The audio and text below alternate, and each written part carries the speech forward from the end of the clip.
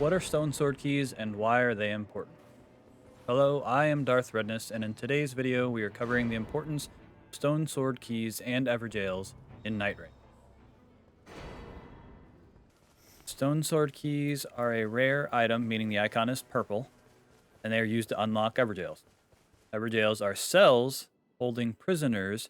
Whole seals weaken over time. Now, I think that's a typo, but I'm not completely sure, but I think it's supposed to say whose seals.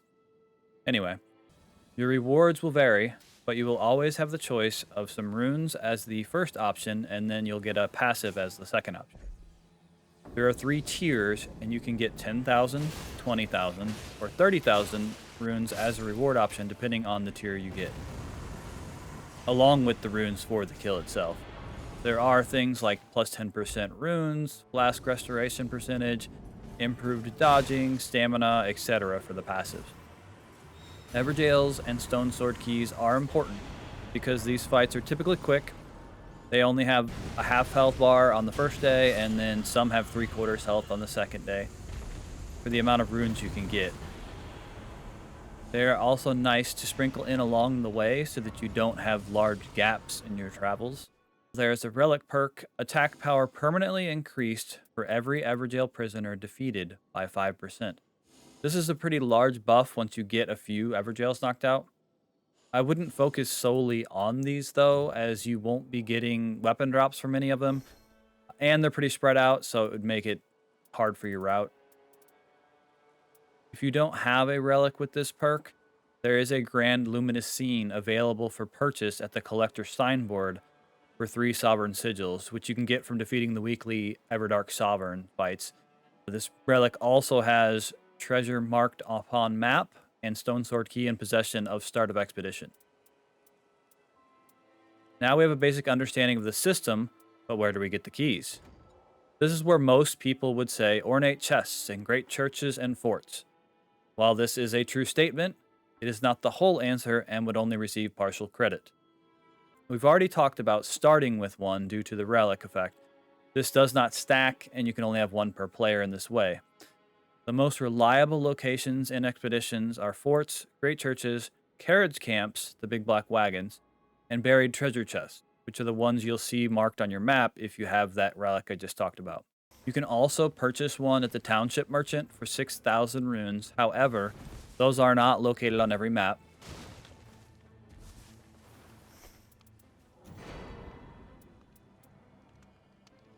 Red Phantoms are another way you can get lucky and get some Stonesword Keys, but this also isn't a reliable way because you won't always see Phantoms and you won't know what they have on them. If they didn't have a Stonesword Key when they died, you're not getting a Stonesword Key. Let's start with carriage camps because these are sometimes an actual starting location when you drop in for an expedition. If you start here, you will get a Stonesword Key from the ornate chest on back of one of the carriages. Do not confuse it with the standard chest at the end of one of them. If you happen to be passing by one of these camps and you did not start there, the key is not guaranteed, but you'll get a few random items with a key being a chance. It is still a decent chance, so it's definitely worth it, and it only takes a few seconds when you're popping by. Great churches and forts have treasure chests that are in the same style as the buried treasure, which has a high chance of giving a Stonesword Key. However, that is not the only spot in those locations to get them. I've gotten a key from almost every single corpse and standard treasure chest as well in those locations.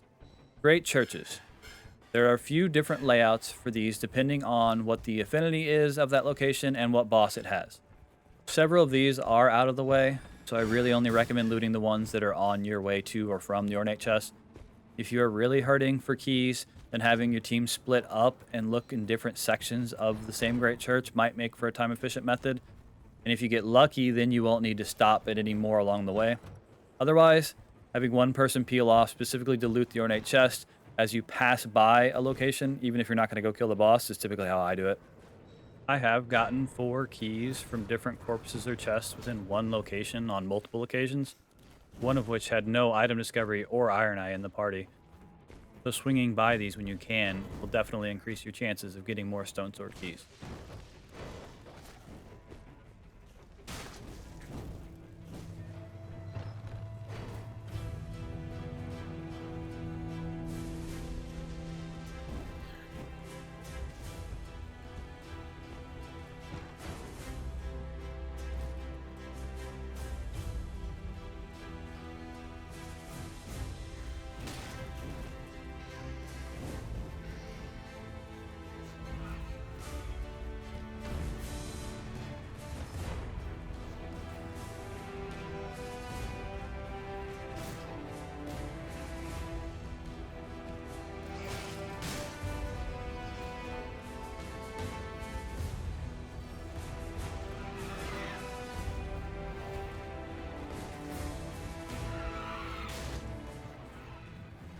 Forts.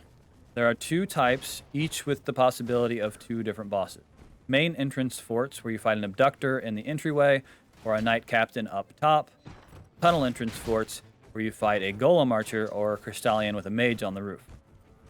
The layout of these is much more linear than the great churches, so looting as you go is not as complicated. The difference between the 2 tunnel entrance forts is that the bottom corpse will be in a slightly different place, and the chest on the roof will be inside the staff room if it's the crystallian fort instead of being outside by the tent. As you can see, forts are much more simple than great churches for pathing.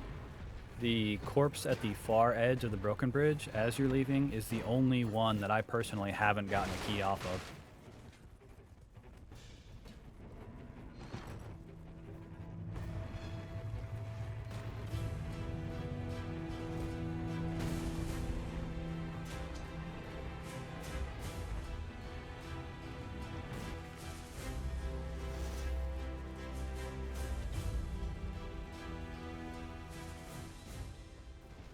One side note about the Crystallians, make sure that you have a method for defeating the boss if you're planning on doing that.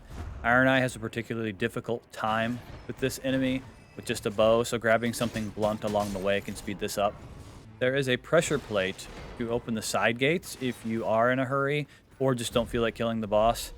Also, if you took a super jump up to the roof and then you're coming down from the roof and want a quick escape, it's a nice method.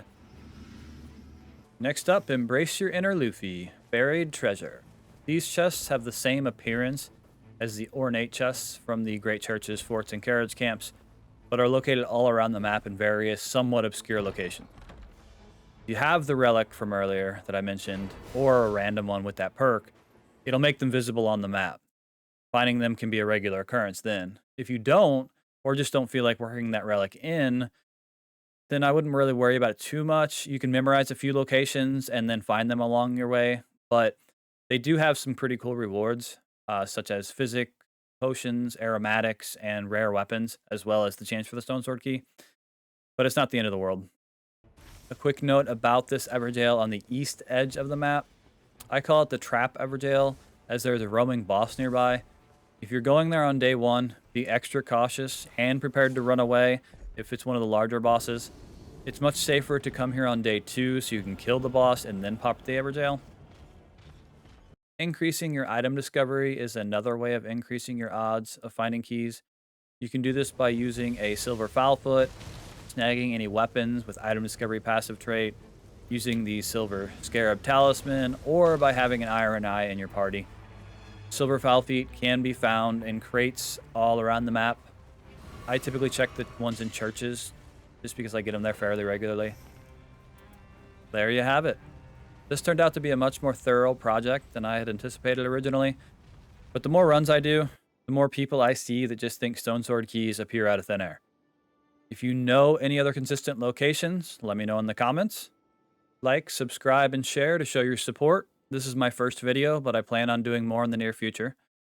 I hope you took something away from this, and happy hunting. May RNG be with you on your relics.